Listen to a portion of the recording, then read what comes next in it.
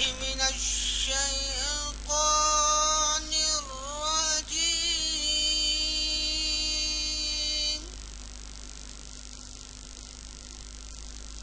بسم الله الرحمن الرحيم.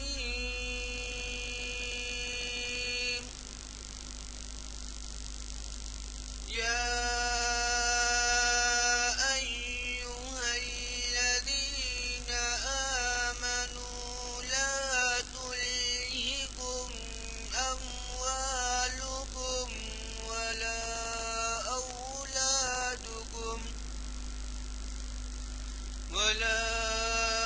أولادكم عن ذكر الله، ومن يفعل ذلك فأولئك هم الخاسرون.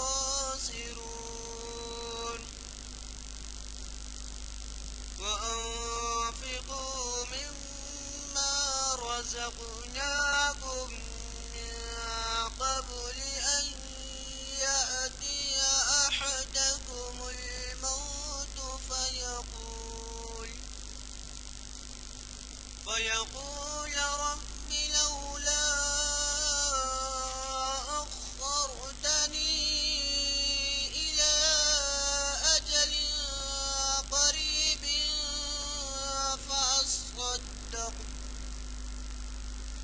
فأصدق وأكن من الصالحين. جیسے کہ آپ واقف ہیں اور ابھی اعلان کیا جا چکا ہے جماعت کے بعد، آج ہماری تاریخ اسلام کی 674ویں نشست ہے، اور اسے آپ کے جانے پہچانے اسلامک سٹڈیز کے اسکالر ڈاکٹر سید اسلام الدین مجاہد مخاطب کر رہے ہیں بعنوان نبی کریم صلی اللہ علیہ وسلم کی سیرت میں استقامت کا پہلو. اور وہ استقامت کیا ہے آپ کو سمجھائیں گے. یہ محفل آج بتاریخ 10 جنوری 2015 عیسوی 18 ربیع الاول 1436 ہجری بروز ہفتہ بعد نماز عصر جامع مسجد عالیہ گن فاؤنڈری کے کانفرنس ہال میں منعقد ہو رہی ہے. اور آج ہمارے اگلے ہفتے کے پروگرام چھپ کے آ چکے ہیں، آپ حاصل کر سکتے ہیں. ایک سے زائد بھی چاہے تو آپ لیں اور اپنے ساتھیوں کو دیں. حضرات، آپ کے لیے ڈاکٹر اسلام الدین مجاہد صاحب نئے نہیں ہیں. سید صاحب نے ہمیں کئی عنوانات سے مخاطب کیا ہے اور شاید 100 سے زائد محافل کو انہوں نے مخاطب کیا ہے. اور میں نے جیسے کہا ہے کہ وہ ایک جانے پہچانے عظیم اسکالر ہیں اور اخبارات بھی ان کے خطاب نمایاں طور پر شائع کرتے ہیں. ہم نے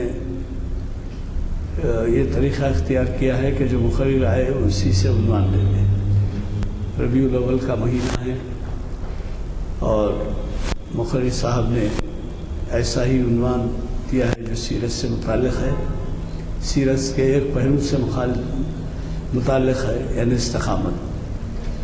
مجھے قوی توقع ہے کہ آپ سب اس سے استفادہ کریں گے، اور اس کے علاوہ چہارشنبے کے دن کا بھی خیال رکھیے. سیرت نبی صلی اللہ علیہ وسلم مکمل و مستند اسوہ، یہ ہمیں ایک مفتی صاحب خطاب کر رہے ہیں، مفتی سید الیاس ہاشمی ندوی. شریعت انفارمیشن کی 565ویں نشست بروز پیر اسی مقام پر ہوگی اور بعد نماز عصر. اور اسی طریقے سے ساخی انعامات تجزیاتی مطالعات ڈاکٹر یوسف اعظمی مالیات کے بڑے اسکالر مانے جاتے ہیں، وہ ہمیں محفل عباس شناسی کی 788ویں نشست کو مخاطب کریں گے. اس سے بھی ضرور استفادہ کریں. میں آج کے مخرج صاحب سے گزارش کرتا ہوں کہ وہ شہنشین پر تشریف لائیں اور مخاطب.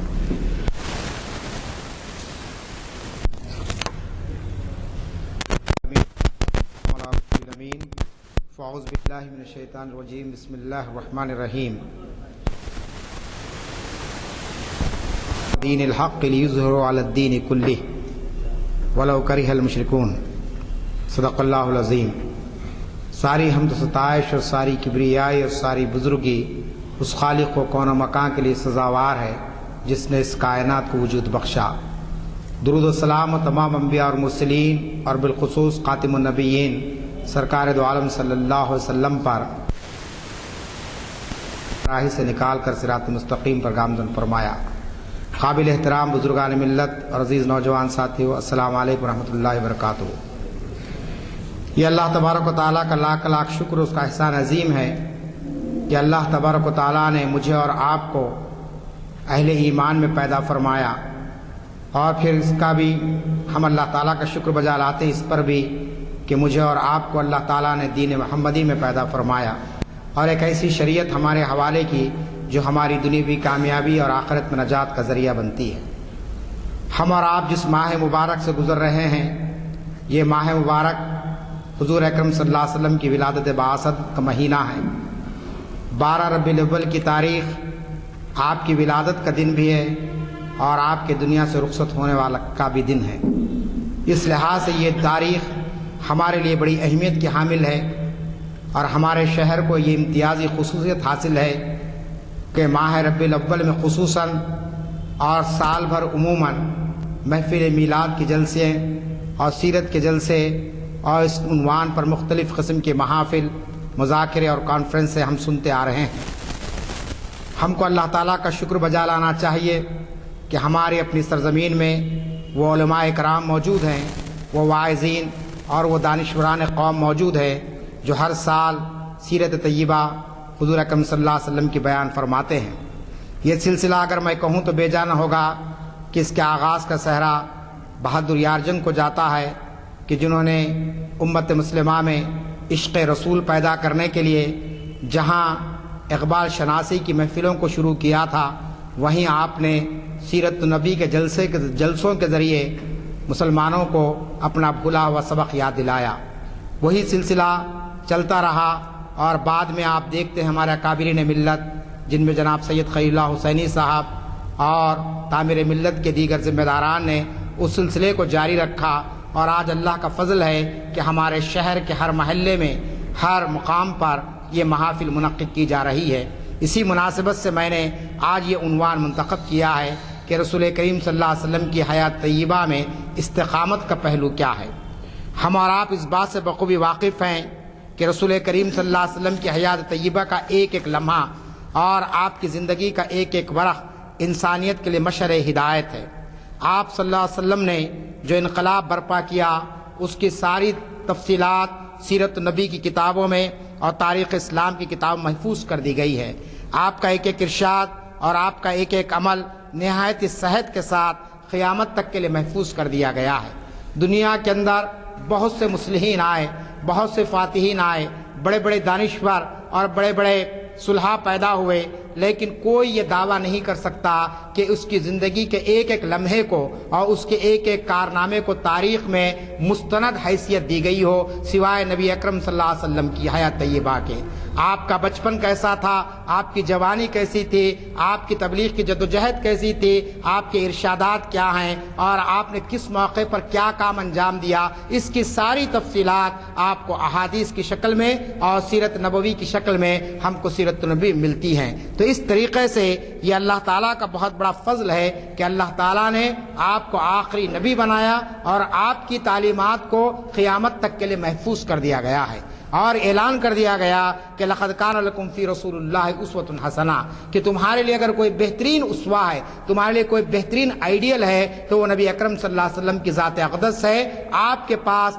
زندگی کے ہر مسئلے کا حل آپ کو مل جائے گا، چاہے وہ انفرادی معاملہ ہو چاہے وہ اجتماعی معاملہ ہو۔ اس لحاظ سے آج میں جس عنوان پر آپ سے مخاطب ہونے جا رہا ہوں، یہ سیرت النبی کا ایک بہت ہی منفرد عنوان ہے۔ وہ عنوان ہے استقامت کا۔ استقامت کے معنی ہے دین پر ڈٹ جانا، کسی چیز پر جم جانا، کہ رسول کریم صلی اللہ علیہ وسلم کی حیات طیبہ کو ہم دیکھتے ہیں کہ غار حرا میں جب پہلی وحی آپ پر نازل ہوئی تو پھر آخری وقت تک آپ نے اللہ کے اس پیغام کو لوگوں تک پہنچانے کے لیے دن اور رات ایک کر دیے۔ آرام اور چین اور سکون آپ کی زندگی سے ختم ہو گیا، اور پھر آپ دیکھتے ہیں کہ کفار مکہ اور مشرکین مکہ نے آپ کو ڈرایا، آپ کو دھمکایا، لیکن اس کے باوجود آپ کے پائے استقامت میں کوئی لغزش نہیں آئی اور آپ اس پیغام کو دنیا کے سامنے پہنچاتے رہے ہیں۔ چنانچہ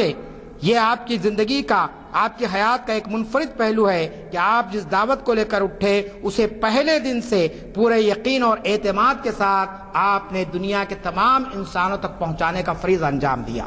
کہ پہلے دن سے آپ دیکھتے ہیں کہ پہلی وحی آپ پر نازل ہوئی، پھر اس کے بعد آپ نکل گئے مکے کی گلیوں میں، مکے کے بازاروں میں، اور لوگوں کو کہا کہ قولوا لا الہ الا اللہ تفلحوا، کہ اے لوگوں کہو اللہ ایک ہے، اس کے سوا کوئی معبود نہیں ہے۔ چنانچہ ہم جانتے ہیں کہ جب آپ کی اس دعوت کا آغاز ہوا تو روز اول سے ہی باطل طاقتوں نے آپ کی شدید مخالفت کا بیڑا اٹھایا اور آپ کو مختلف طریقوں سے ستانے کی کوشش کی، لیکن آپ نے اپنی استقامت کے ذریعے ثابت کیا کہ اللہ کا یہ دین مغلوب ہونے کے لیے نہیں آیا ہے، بلکہ یہ دین غالب ہونے کے لیے آیا ہے۔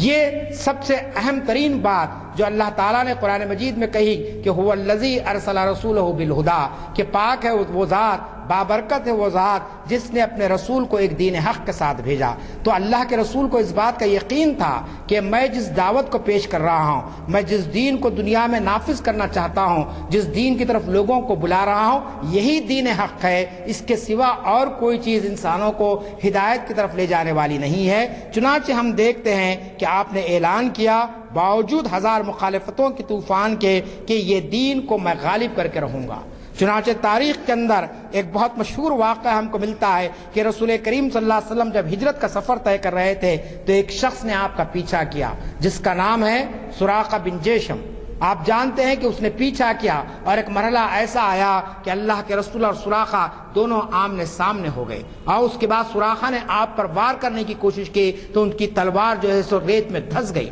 اور اس وقت اللہ کے رسول کے زبان پر کیا الفاظ تھے؟ آپ نے کہا کہ اے سراقہ، تم اس دعوت کو ختم کرنے کے لیے آئے ہیں، لیکن میں یہ دیکھ رہا ہوں کہ تمہارے ہاتھوں میں قیصر و کسریٰ کے کنگن آنے والے ہیں، تم کو قیصر و کسریٰ کنگن پہنائے جانے والے ہیں۔ آپ بتائیے، دعوت کا ابتدائی دور ہے، ایک دشمن آپ کے مقابلے کے لیے آیا ہے اور آپ کی جان کے در پہ ہے، اور ایسے وقت اللہ کے رسول اس دشمن کو یہ کہہ رہے ہیں کہ اے سراقہ، جس دعوت کو تم ختم کرنے والے ہیں تم خود اس دعوت کو قبول کر لو گے، اور پھر اللہ تعالیٰ تم کو اتنی عزت بخشے گا کہ قیصر و کسریٰ اس وقت کے سپر پاور تھے، آج جیسے امریکہ ہے اس سے زیادہ ان کے پاس طاقت تھی۔ آپ نے کہا کہ ان کے جو کنگن ہے وہ تمہارے حوالے کر دیے جائیں گے۔ تو یہ ایمان کی کیفیت اور یقین کی جو کیفیت یہ اس وقت پیدا ہوتی ہے جب داعی کو اس بات کا یقین ہوتا ہے کہ میں جس دعوت کو لے کر آیا ہوں یہی دعوت حق کی دعوت ہے، اس کے سوا سب کچھ باطل ہے، اور اس پر آپ نے اپنی استقامت کا ثبوت دیا۔ پھر آپ دیکھتے ہیں کہ آپ نے اس دعوت کو نہایت مستعدی اور تندہی کے ساتھ بلا کم و کاس اس فریضے کو انجام دیا جس کی ذمہ داری آپ پر ڈالی گئی۔ حالانکہ پہلے روز سے آپ کی مخالفتوں کا بازار گرم ہوا، حالات کی ناسازگاری ہوئی، مسائل کے انبار کھڑے ہوئے، اور پھر آپ کا لامتناہی سلسلہ قربانیوں کا شروع ہوا، لیکن اس کے باوجود آپ اس دعوت کو پیش کرنے کے معاملے میں ایک چٹان بن کر پوری دنیا کے سامنے آتے ہیں کہ رسول کریم صلی اللہ علیہ وسلم کی ذاتی حیثیت کو اگر آپ دیکھیں گے تو آپ انتہائی شریف النفس، آپ انتہائی نرم کو، آپ لوگوں کے ساتھ صلہ رحمی کرنے والے، آپ لوگوں کے معاملات کو آسانی سے حل کرنے والے، لیکن جہاں دین کی بات آئی، اللہ کے پیغام کی بات آئی، تو آپ دیکھتے ہیں کہ آپ کا عزم محکم ایسا تھا کہ آپ ایک چٹان بن جاتے باطل کے سامنے، ان لوگوں کے سامنے جو اسلام کی دعوت کو سننے کے گوارا نہیں کرتے تھے۔ چنانچہ آپ کی دعوت کا ایک پہلو یہاں یہ ہم کو نظر آتا ہے، وہ یہ ہے کہ جس دعوت کو آپ نے پیش کرنے کا ارادہ فرمایا اور جس دعوت کو آپ نے لوگوں کے سامنے لایا، پہلے خود اس کا آپ نمونہ بن کر دنیا کے سامنے آئے۔ ایسا نہیں ہے کہ آپ کی تعلیمات الگ تھی اور آپ کی شخصیت الگ تھی۔ دنیا میں دیگر لوگوں کی زندگیوں کا اگر آپ تقابل کریں گے، اگر آپ انالائز کریں گے تو آپ دیکھیں گے کہ ان کی تعلیمات تو بڑی اچھی رہی،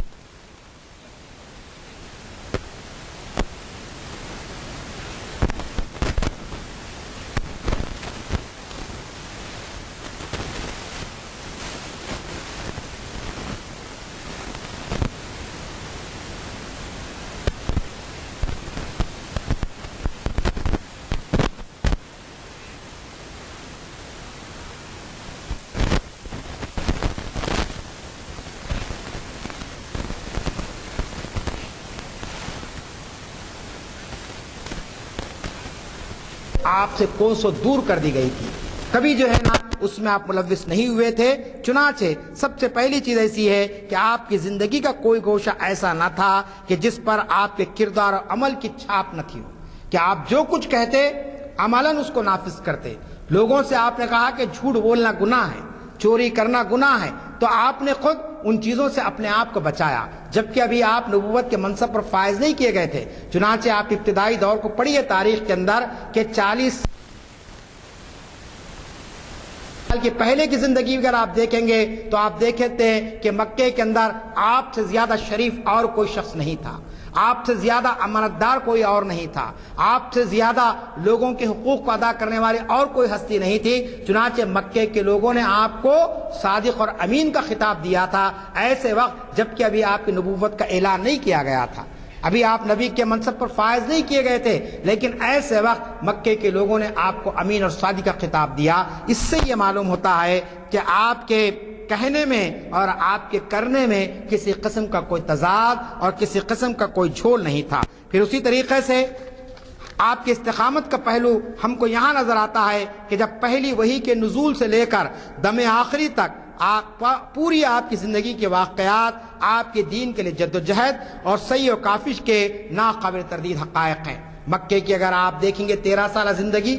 اور مدینے کی 10 سالہ زندگی، یہ 23 سالہ زندگی کے اندر ہم دیکھتے ہیں کہ اس دعوت کو عام کرنے کے لیے، اس دین کو نافذ کرنے کے لیے، اس دین کو لوگوں تک پہنچانے کے لیے آپ نے انتہا درجے تک جو ہے نا کوشش کی، جدوجہد کی اور عزیمت کا راستہ اختیار کیا۔ ایسا نہیں ہے کہ آپ نے مصلحت کے نام پر کوئی باطل طاقتوں سے کسی قسم کی جو ہے نا کوئی سمجھوتا کر لیا ہو، باطل طاقتوں سے کسی قسم کا کوئی جو ہے نا معاملہ کر لیا ہو، بلکہ ہم یہ دیکھتے ہیں کہ سخت ترین حالات میں بھی اور مایوس کن حالات میں بھی آپ نے اس فریضے کو اسی انداز میں انجام دیا جس طریقے سے اللہ تعالیٰ کی مرضی تھی۔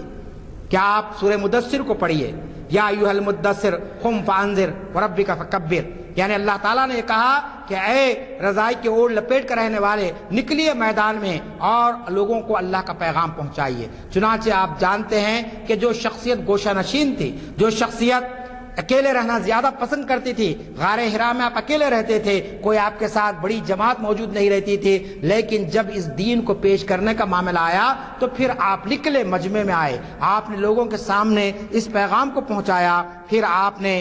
لوگوں کے سامنے اس بات کو، اس حقیقت کو رکھا کہ یہ رب کی مرضی اور اسی میں جو ہے نا رب کی مرضی ہے اور یہی رب کا منشا ہے کہ سارے انسان جہنم کی آگ سے بچیں اور اللہ تعالیٰ کی نعمتوں سے فیضیاب ہو کر جنت کا رخ اختیار کریں۔ یعنی پوری اس دعوت کا لب لباب کیا تھا، اس کا خلاصہ کیا تھا؟ اس کا خلاصہ یہ تھا کہ نعوذ باللہ اللہ کے رسول یہ نہیں چاہتے تھے کہ لوگ آپ کو سردار مان لیں یا مکے کے لوگ لا کر کوئی دولت آپ کے پاس رکھ دے، بلکہ اس پوری دعوت کا لب لباب یہ تھا کہ سارے لوگ اس دین کے داعی بن جائیں اور اس طریقے سے وہ جہنم کی آگ سے بچ جائیں۔ لیکن جب یہ دعوت عام ہوئی اور اس عظیم فریضے کو انجام دینے کے لیے مکے کی سرزمین میں آپ نے اس کا اذن عام کیا تو آپ دیکھتے ہیں کہ ہیجان اور ایک اضطراب کی کیفیت پیدا ہو گئی اور چند نفوس قدسیہ کے سوا سارے مکے کے لوگ آپ کی دعوت اللہ کے خلاف کمر بستہ ہو گئے۔ ایسا نہیں ہے کہ لوگوں نے ایک وقت میں ہی آپ کی دعوت کو قبول کر لیا ہو۔ وہی مکہ جہاں لوگوں نے آپ کو صادق اور امین کہا تھا، جہاں لوگ امانتیں لا کر رکھتے تھے اور یہ کہتے تھے کہ اس سے نیک اور اس سے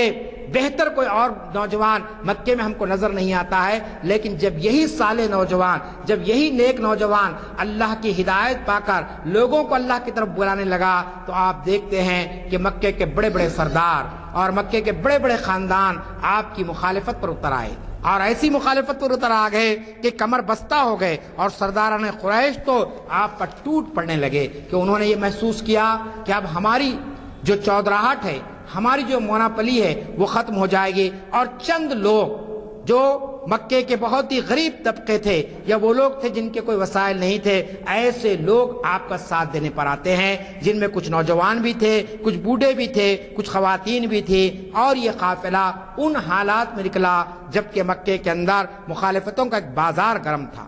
ایسے وقت ہم دیکھتے ہیں کہ بے شمار مثالیں ہمارے سامنے آتی ہے. چنانچہ سب سے پہلے سرداران قریش نے یہ طے کیا کہ اس دعوت کو ختم کر دیا جائے, اس داعی کو ختم کر دیا جائے. ایسے وقت رسول کریم صلی اللہ علیہ وسلم کی سیرت کے اندر ہم کو استقامت کا اور اپنی دعوت پر ڈٹ جانے کا, اس پر جمنے کا اعلان کس طریقے سے ہوتا ہے کہ ایک دن کا واقعہ ہے کہ پورے سرداران قریش مل کر آپ کے چچا حضرت ابو طالب کے پاس آتے ہیں.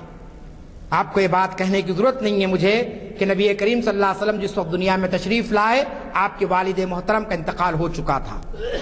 اور کچھ دنوں کے بعد آپ کے دادا جو انہوں نے آپ کی پرورش کی ذمہ داری لی تھی, دادا عبد المطلب, وہ بھی دنیا سے رخصت ہو گئے تھے. تو آپ کی تعلیم و تربیت اور آپ کی پرورش کی ذمہ داری آپ کے چچا حضرت ابو طالب پر پڑی.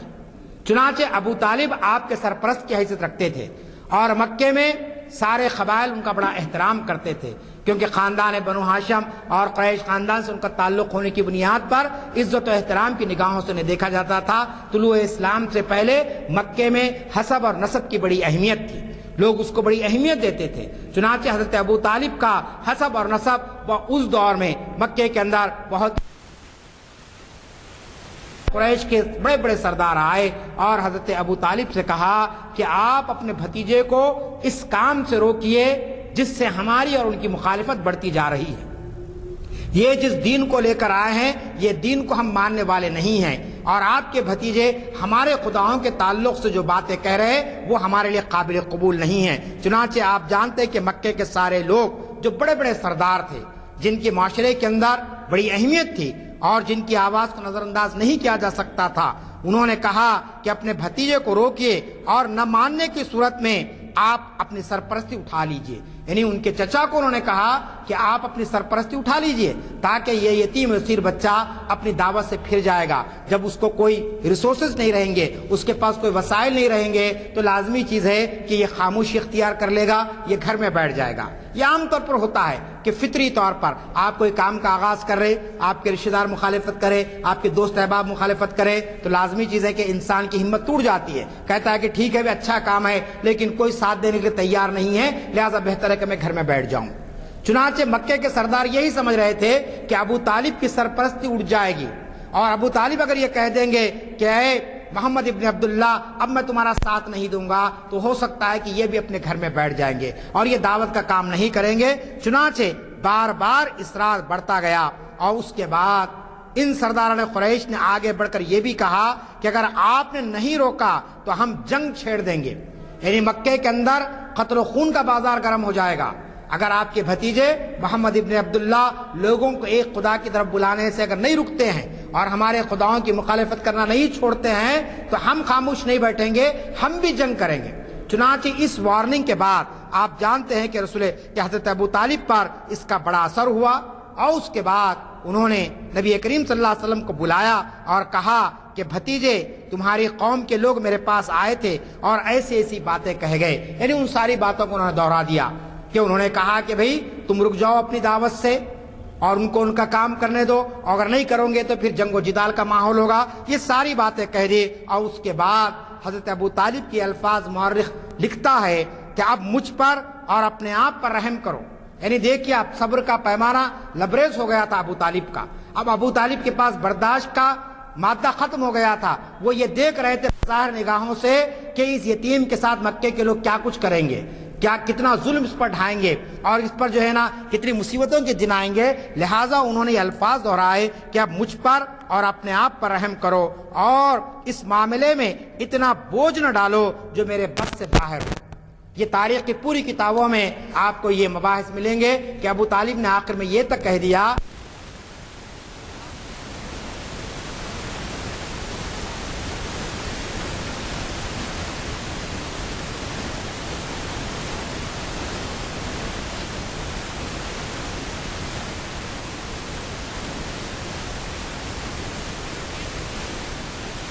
تھے کہ جس بچے کی پرورش کی آپ نے ذمہ داری لی ہے اور جو بڑی آرزوؤں اور تمناؤں اور دعاؤں کے بعد جو آیا ہے دنیا میں, اور جس پر جو اس کے نبی ہونے کا جس کا اللہ تعالیٰ نے اعلان کیا ہے, حضرت ابو طالب چاہتے تھے کہ آپ پر بھی کوئی مصیبت نہ آئے. چنانچہ کہا کہ مجھ پر بھی رحم کرو اور اپنے آپ پر بھی رحم کرو, اور اتنا بوجھ نہ ڈالو جس سے میں برداشت نہ کر سکوں. آپ جانتے ہیں کہ دنیا کا کوئی اور شخص ہوتا اس مقام پر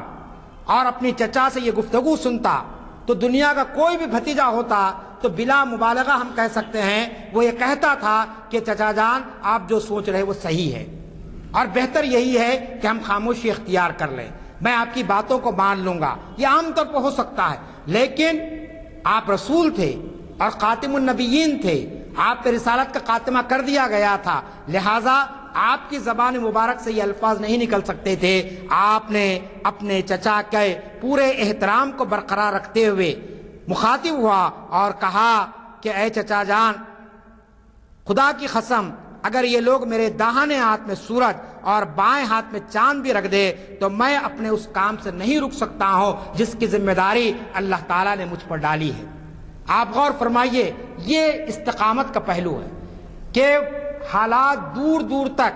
اس دین کے پھیلنے کے نہیں ہیں۔ گھر کے سرپرست نے، خاندان کے سرپرست نے اپنے ہاتھ اٹھا لینے کا اعلان کر دیا ہے اور سارے مکے کے قبائل ایک جٹ ہو گئے ہیں، سرداران قریش آپ کی جان کے در پہ ہیں۔ ایسے وقت اللہ کے رسول یہ کہتے ہیں کہ اے چچا جان، یہ دنیا کے لوگ جو آپ کو آ کر اس طریقے سے بہکا رہے ہیں اور کہہ رہے ہیں کہ مجھے اس دعوت کا کام چھوڑ دینا چاہیے، ان تک آپ یہ پیغام پہنچا دیجئے کہ یہ لوگ میرے ایک ہاتھ میں سورج اور دوسرے ہاتھ میں چاند بھی رکھ دیں تو میں اپنی دعوت سے پھرنے والا نہیں ہوں جس کی ذمہ داری اللہ تعالیٰ نے مجھ پر دی ہے۔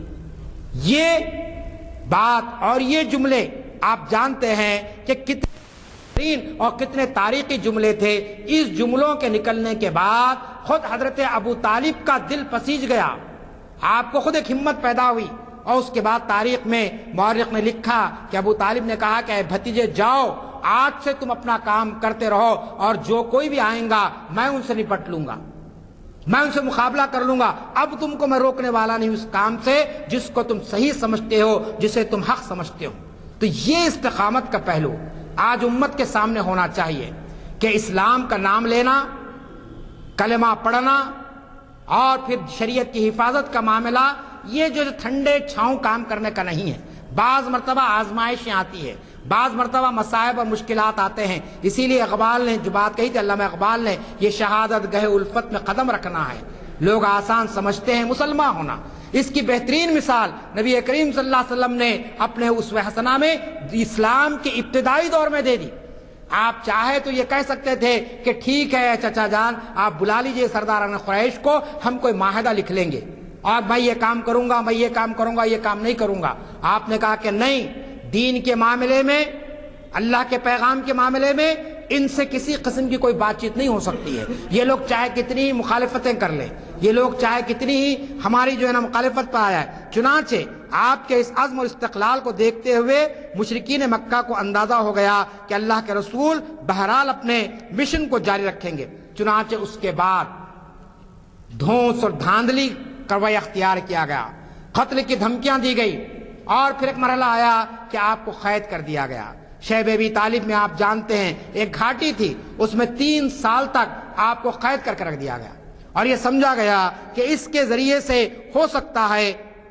کہ رسول کریم صلی اللہ علیہ وسلم اپنی دعوت سے پھر جائیں گے۔ شیب ابی طالب کا یہ جو قید و بند کا معاملہ جو 3 سال کا تھا، انتہائی آزمائش کا تھا۔ فاقہ کشی کا یہ حال ہو گیا تھا کہ بھوک سے بلکتے ہوئے بچوں اور عورتوں کی آوازیں گھاٹی کے باہر سنائی دیتی تھی۔ اتنی شدید آپ کو جو سب مصائب دیے گئے، اتنے زیادہ جنا آزمائشوں سے آپ کے ماننے والوں کو گزارا گیا، لیکن اس کے باوجود آپ دیکھتے ہیں کہ آپ صلی اللہ علیہ وسلم اور آپ کے صحابہ اور آپ کے چاہنے والوں میں استقامت کے معاملے میں کوئی لغزش پیدا نہیں ہوئی، اور سخت ترین حالات میں بھی آپ دیکھتے ہیں کہ جتنے لوگ اسلام کے نام پر قید کیے گئے تھے، اسلام کے نام پر جو تکلیفیں ان کو دی گئی تھی، ایک شخص نے بھی اپنے آپ کو اسلام کے دامن سے دور نہیں کیا۔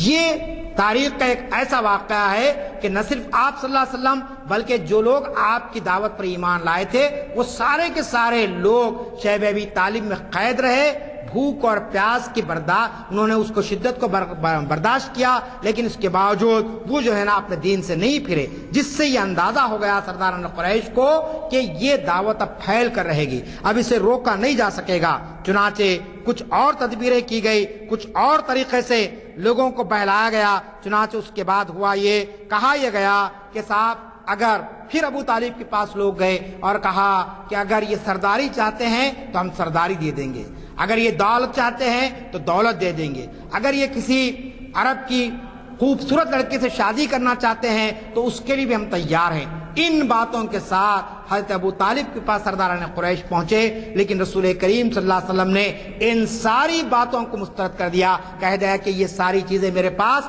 کوئی اہمیت نہیں رکھتی ہے، نہ سرداری، نہ دولت، نہ کسی لڑکی سے میرا نکاح، بلکہ میں تو یہ چاہتا ہوں کہ آپ سب لوگ اس دعوت کو قبول کر لیں تاکہ دنیا میں بھی اللہ تعالیٰ آپ کو جو ہے نا کامیابی عطا کرے گا اور آخرت میں تو اس کا اجر آپ کو ملے گا۔ چنانچہ اس موقع پر رسول اللہ صلی اللہ علیہ وسلم نے اس وفد کو مخاطب کر کے کہا کہ آپ لوگ یہ بتائیں کہ اگر میں ایک ایسی بات پیش کروں جس کے اگر آپ قائل ہو جائیں تو عرب کے بادشاہ بن جائیں، یعنی جو لوگ آپ کو دولت دینے کی بات کر رہے تھے، جو لوگ آپ کو سردار تسلیم کرنے کے لیے آئے تھے، ان کے سامنے کہا کہ ساری باتیں تمہاری ختم ہو گئی، اب میری بات سن لو کہ میں تمہارے سامنے ایک ایسا نقطہ پیش کر رہا ہوں، ایسی بات کہہ رہا ہوں کہ جس سے تم عرب کے بادشاہ بن جائیں گے، سارے عرب کے لوگ تم کو اپنا جو ہے نا یعنی سردار مان لیں گے، اور اس وقت عجم تمہارے زیر نگیں آ جائے گا، تو اس وقت تمہاری رائے کیا ہوگی؟ ابو جہل جو اس وفد کی قیادت کر رہا تھا سٹ پٹا گیا اور کہا کہ اچھا بتاؤ کیا بات ہے کہ جس کے ذریعے ہم کو بادشاہت مل جائے گی عرب میں اور عجم ہمارے زیر اثر آ جائے گا، یعنی پوری دنیا ہماری غلام ہو جائے گی۔ اس وقت اللہ کے رسول نے فرمایا کہ آپ لوگ بس لا الہ الا اللہ محمد رسول اللہ کا اعلان کر دیں، یہ پڑھ لیں تو اللہ تعالیٰ تم کو بادشاہت عطا کرے گا۔ لیکن آپ جانتے ہیں کہ مخالفت اسی کلمے سے تھی، رسول کی ذات سے مخالفت نہیں تھی۔ میں نے ابتدا میں آپ سے کہا کہ مکے کے لوگ آپ کو صادق اور امین کہتے تھے، آپ کو امانت دار تصور کرتے تھے، آپ کو شریف انسان تصور کرتے تھے۔ اختلاف جو تھا وہ کلمے پر تھا،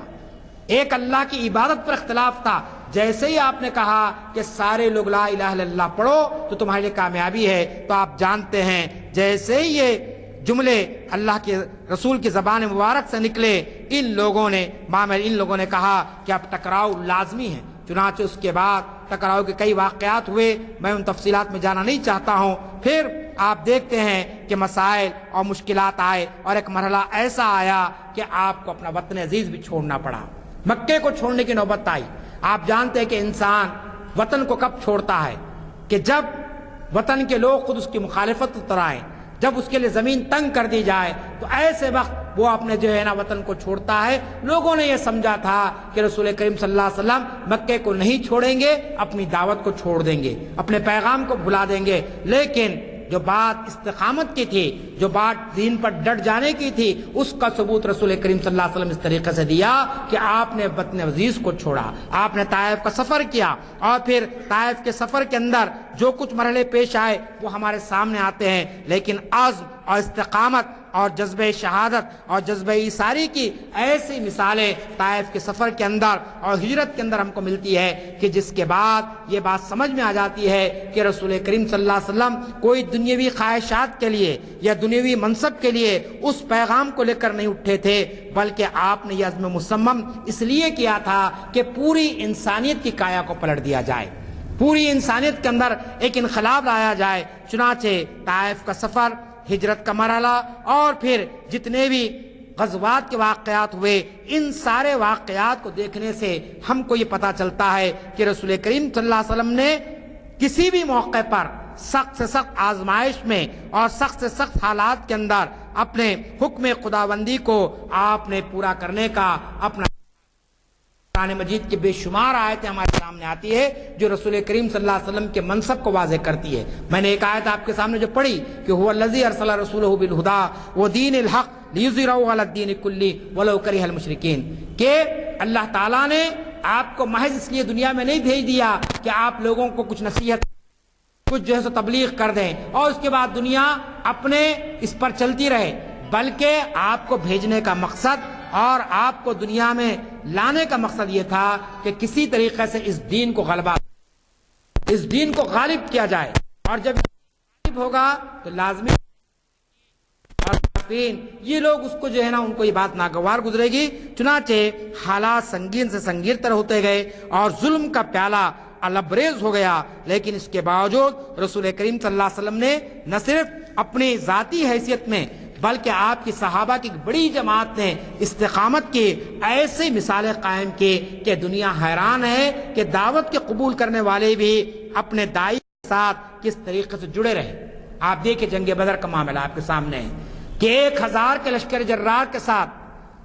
مقابلہ ہوا اور 313 صحابہ کی مختصر سے جماعت، جن کے پاس کوئی آپ کے جنگ کے آلات نہیں تھے، جن کے پاس جو ہے نا کوئی ایسی سواریاں نہیں تھی اور کوئی ایسے جو ہے نا وسائل نہیں تھے، لیکن اس کے باوجود آپ نے مقابلہ کیا اور اللہ تعالیٰ نے آپ کو کامیابی عطا فرمائی۔ اسی طریقے سے دیگر غزوات کے موقع پر بھی ہم دیکھتے ہیں کہ کس طریقے سے صحابہ کرام کا جوش شہادت اور جذب شہادت ہمارے سامنے امڑ کر آتا ہے۔ پھر اس دعوت کو پیش کرنے کی نظیر آپ کے سامنے وہ ہجرت کا واقعہ ہے جو غار ثور میں پیش آتا ہے کہ آپ ہجرت کر کے نکلے ہیں مکے سے اور اپنے بستر پر آپ نے حضرت علی کو سلا دیا، رات کی تاریکی میں آپ نکلے ہیں اور ایک غار میں آپ نے قیام فرمایا اور دشمن ایسے وقت آتا ہے آپ کا پیچھا کرتے ہوئے اور آپ کے ساتھ اس وقت آپ کے ایک رفیق غار حضرت ابوبکر صدیق رضی اللہ تعالیٰ عنہ تھے، لیکن اس وقت بھی اللہ کی ذات پر کتنا یقین ہے، کتنا اعتماد ہے اور اپنی دعوت پر کتنا بھروسہ ہے کہ میں غلط راستے پر نہیں ہوں اور میں غلط مشن پر نہیں ہوں۔ چنانچہ جب حضرت ابوبکر نے کہا کہ ہو سکتا ہے کہ دشمن اس غار کے دہانے پر آ گئے ہیں، اس وقت اللہ کے رسول نے فرمایا کہ لا تحزن ان اللہ معنا، کہ ابوبکر تم غم نہ کرو، تم پریشان مت ہو جاؤ، ہمارے ساتھ اللہ ہے، اللہ ہماری حفاظت کرنے والا ہے۔ آپ غور فرمائیے کہ لا تحزن ان اللہ معنا، یعنی غم مت کرو کہ اللہ ہمارے ساتھ ہے۔ یہ جملے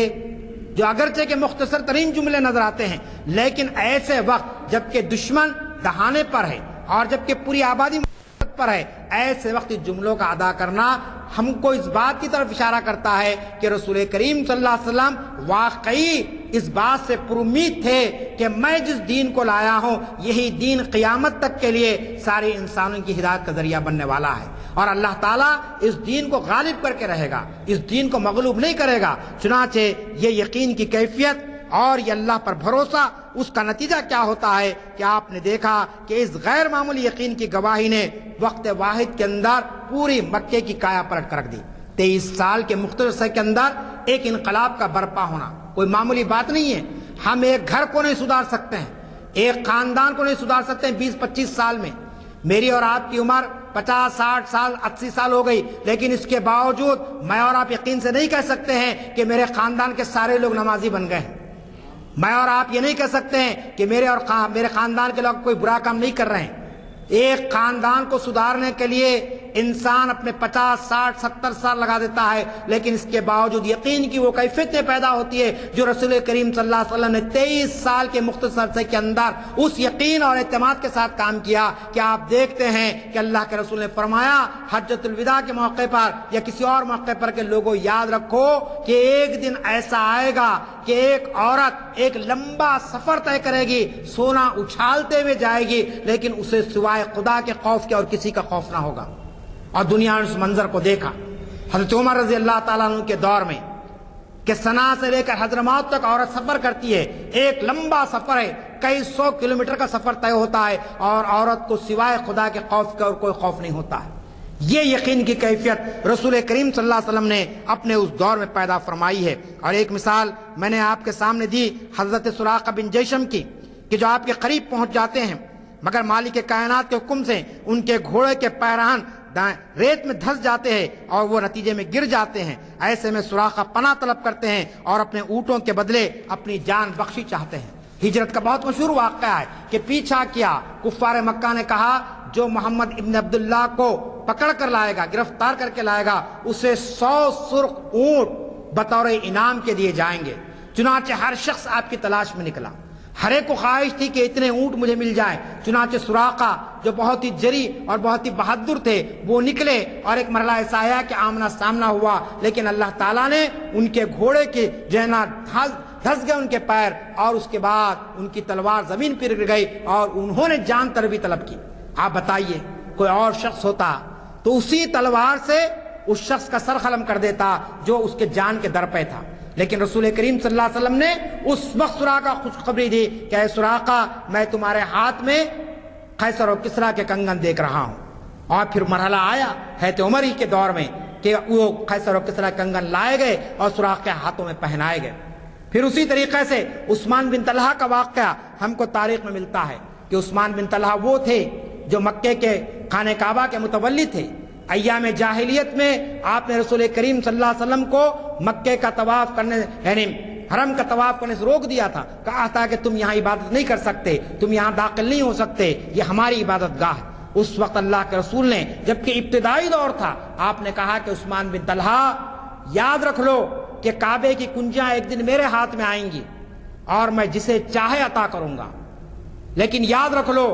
کہ تمہارا خاندان اسلام میں داخل ہوگا اور یہ کنجیاں تمہارے پاس ہی رہیں گی۔ چنانچہ آپ دیکھتے ہیں کہ کچھ سالوں کے بعد عثمان بن طلحہ نے اسلام قبول کر لیا اور اس کے بعد پھر حالات بدلتے چلے گئے، لیکن آج تک بھی اسی خاندان کے اندر کعبے کی کنجیاں پائی جاتی ہے اور رسول کریم صلی اللہ علیہ وسلم کی یہ پیشین گوئی صحیح ثابت ہوتی ہے کہ اللہ تعالیٰ نے اس خاندان کو قیامت تک کے لیے کعبے کا متولی بنا دیا۔ تو یہ ابتدائی دور کے واقعات سے ہم اس بات کی طرف اشارہ ملتا ہے کہ نبی کریم صلی اللہ علیہ وسلم کی استقامت کا یہ پہلو تھا کہ جس کے نتیجے میں اسلام کی کشتی مخالفتوں کے طوفان کے باوجود آگے بڑھتی رہی اور ساحل مراد کا دور دور تک کوئی پتہ نہ ہونے کے باوجود نبی کریم صلی اللہ علیہ وسلم اپنے مشن کے تعلق سے، اپنی دعوت کے تعلق سے بڑے ہی پر امید رہے۔ تاریخ کا ایک اور واقعہ ہے کہ ابتدائی دور اسلام کا مکے کے اندر مخالفتوں کا بازار گرم ہے، صحابہ کرام کی زندگی کو اجیرن کر کے رکھ دیا گیا ہے، ایک سوشل بائیکاٹ چل رہا ہے۔ ایسے وقت رسول کریم صلی اللہ علیہ وسلم کعبے میں تشریف فرما ہے اور صحابہ کی ایک جماعت آپ کے ساتھ موجود ہے۔ ایک صحابی رسول حضرت خباب بن ارد آپ کے سامنے آتے ہیں اور حضرت خباب بن ارد جو بہت سے مظالم سہ چکے تھے، اور اس کے بعد آپ نے سوال کیا کہ اللہ کے رسول آخر کب آئے گی اللہ کی مدد؟ کیا ہم دین حق پر نہیں ہیں؟ کیا ہماری تعلیمات صحیح نہیں ہیں؟ پھر اس کے باوجود کفار مکہ کا ظلم بڑھتا چلا جا رہا ہے اور ہم بے یار و مددگار کر دیے گئے ہیں، ہم کو مکے سے نکالا جا رہا ہے، ہمارے گھر ویران کیے جا رہے ہیں، ایسے وقت اللہ کی مدد کب آئے گی؟ رسول کریم صلی اللہ علیہ وسلم کا لہجہ کیا تھا؟ مورخ لکھتا ہے کہ رسول کریم صلی اللہ علیہ وسلم جو دیوار سے پیٹھ لگا کر بیٹھے ہوئے تھے، آپ سیدھے بیٹھ گئے، آپ کا چہرے مبارک سرخ ہو گیا اور اس کے بعد آپ نے کہا کہ اے خباب، کیا تم نے نہیں دیکھا کہ تم سے پہلے جو انبیاء دنیا میں آئے اور جن لوگوں نے انبیاء کی تعلیمات کو قبول کیا اور اس پر عمل کیا اور دعوت حق کا راستہ اختیار کیا، تم جانتے نہیں کہ ان کے ساتھ دنیا والوں نے کیا سلوک کیا،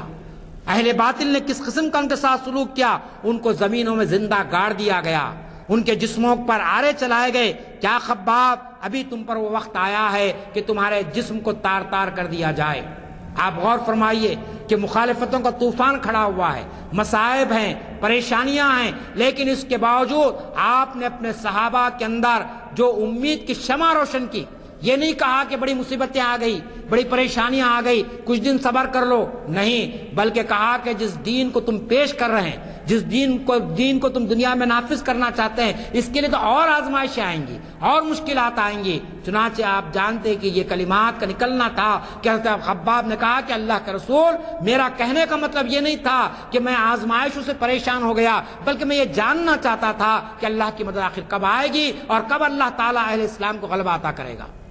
تو یہ آپ کو معلوم ہونا چاہیے کہ یہ کیفیت وہ اس وقت پیدا ہوتی ہے جب انسان کو اس بات کا یقین ہو کہ جو کچھ میں کر رہا ہوں یہ دراصل اللہ تعالیٰ کی رضا کے لیے ہے، اللہ تعالیٰ کی خوشنودی کے لیے ہے۔ پھر اسی طریقے سے آپ دیکھتے ہیں کہ ابتلا اور آزمائش کے مختلف مرحلے رسول کریم صلی اللہ علیہ وسلم کی زندگی میں ہم کو ملتے ہیں، لیکن اس کے باوجود آپ صلی اللہ علیہ وسلم نے کبھی اللہ تعالیٰ سے کوئی گلہ نہیں کیا، کوئی شکوہ نہیں کیا، یہ نہیں کہا کہ آخر یہ مصیبت کب تک، یہ پریشانی کب تک۔ آج ہم کو غور فکر کرنا چاہیے کہ 1400 سال کے بعد اسلام جس حالت میں بھی ہے اور رسول کریم صلی اللہ علیہ وسلم کا اسوہ حسنہ ہمارے سامنے مکمل، مستند اور اکمل حیثیت میں ہمارے سامنے نظر آتا ہے، لیکن اس کے باوجود امت مسلمہ استقامت کا پہلو،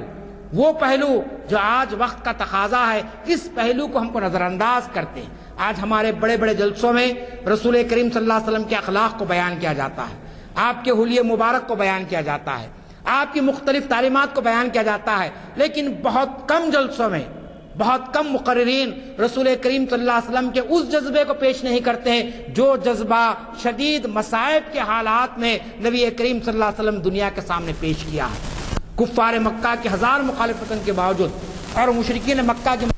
کے باوجود ایک چٹان بن کر آپ نے جس طریقے سے اس دین کے غلبے کے لیے کوشش کی، ان باتوں کو آج امت مسلمہ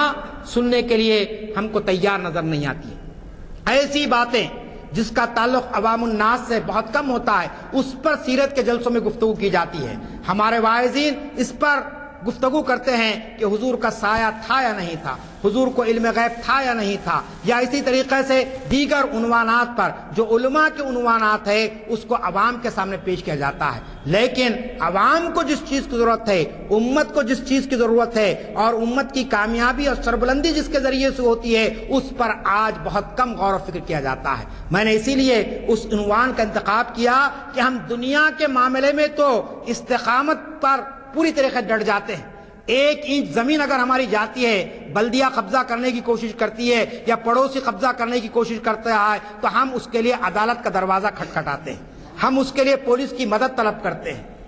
اور کرنا چاہیے، آپ کا اگر حق ہے۔ لیکن دین کے معاملے میں، دین میں حرام اور حلال کی تمیز ختم ہو گئی ہے، جائز اور ناجائز کی تمیز ختم ہو گئی ہے، لیکن اس کے باوجود ہم کو استقامت کا پہلو وہاں پر نہیں لاتے ہیں۔ ہمارے عزیز و اقارب میں بیجا رسومات، یہ واقعات جس سے ہو سکتا ہے کوئی اتفاق نہ ہو، لیکن تاریخ اسلام میں تو آپ کو ایسے کوئی واقعات نہیں ملیں گے کہ میلاد کا مہینہ شروع ہوتے ہی ساری سڑکوں کو سجا دیا جائے، سارے سڑکوں کے راستے بند کر دیے جائیں، اور نبی کریم صلی اللہ علیہ وسلم کی ذات سے محبت کے نام پر ایسے کام کریں جو خود رسول کریم صلی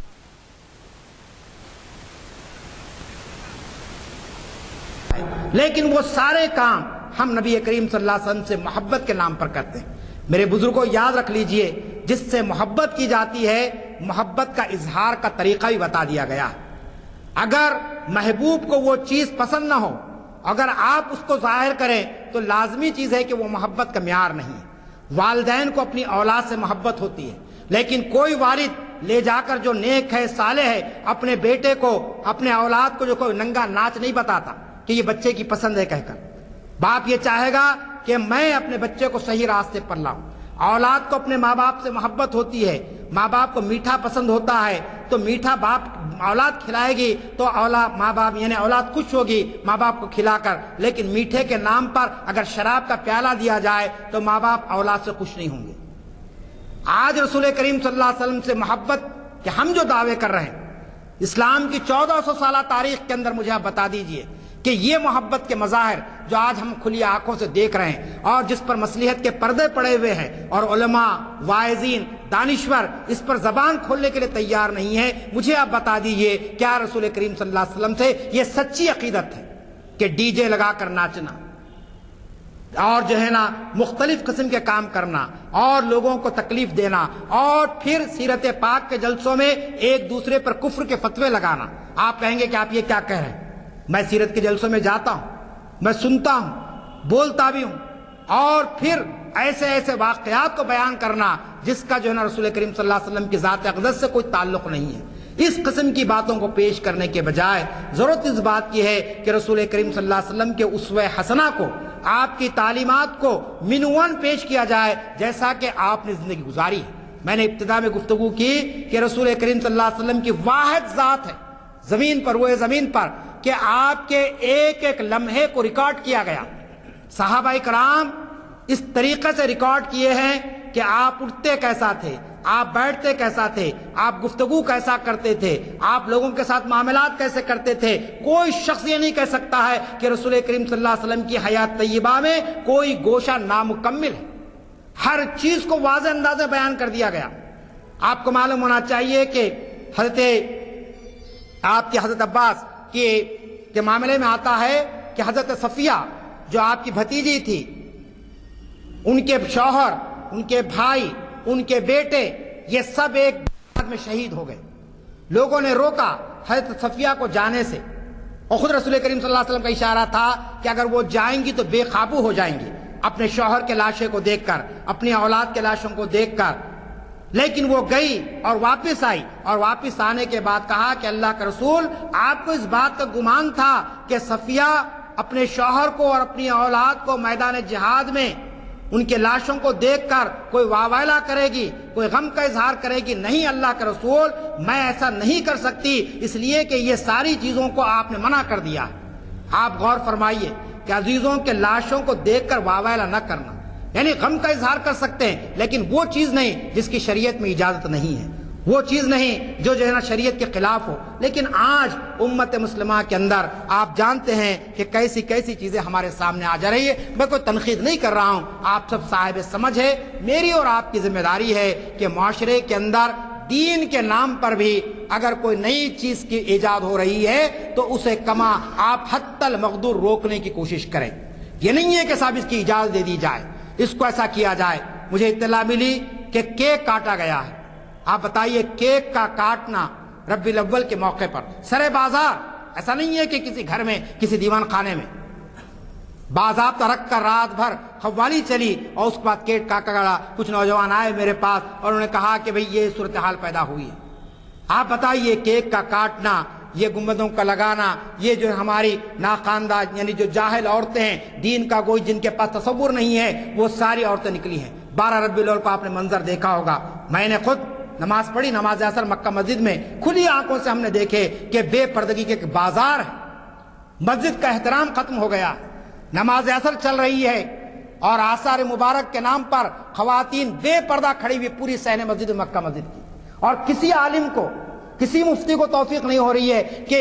پردہ کا جو معاملہ ہے، حجاب کا جو معاملہ ہے۔ آپ جانتے ہیں کہ رسول کریم صلی اللہ علیہ وسلم کا وہ واقعہ کہ ایک صحابی جو نابینا تھے